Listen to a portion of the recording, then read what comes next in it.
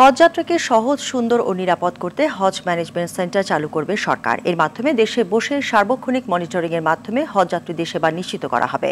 বিস্তারিত জানাচ্ছেন নাজিফ ফরাইসি। প্রতি বছরই লক্ষাধিক বাংলাদেশি সৌদি আরবের পবিত্র মক্কা নগরীতে হজ পালন করে থাকেন। প্রথমবারের মতো যাওয়া সহ নানা কারণে অসংখ্য মানুষ আল্লাহর ঘর তাওয়াফে গিয়ে ভোগান্তির শিকার হন। কেউ হারিয়ে যান, কেউ অসুস্থ হয়ে পড়েন, আবার কারো লাগেজ হারিয়ে যায়। এসব সমস্যা তাৎক্ষণিক কিভাবে সমাধান করবে, কাকে জানাবে এবং নিজেদের করণীয় কি, এর সুস্পষ্ট গাইডলাইন ও মনিটরিং এর ব্যবস্থা করবে সরকার।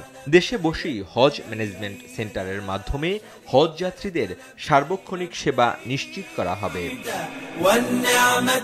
গত মঙ্গলবার হজ ব্যবস্থাপনা সংক্রান্ত জাতীয় কমিটিকে হজ ম্যানেজমেন্ট সেন্টার চালুর নির্দেশ দিয়ে প্রধান উপদেষ্টা বলেন, একজন যাত্রীও যেন কোনো ধরনের ভোগান্তির শিকার না হন।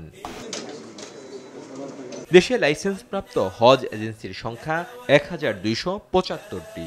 এই এজেন্সিগুলোর দায়িত্ব কি তা সুস্পষ্টভাবে লিপিবদ্ধ করে বুকলেট আকারে ও অনলাইনে প্রকাশের নির্দেশ দেন প্রধান উপদেষ্টা ডক্টর মোহাম্মদ ইউনূস। তিনি জানান, কল সেন্টারে যেসব অভিযোগ আসবে সেগুলো দেশ থেকে সঙ্গে সঙ্গে মনিটরিং করে ব্যবস্থা নেওয়া হবে।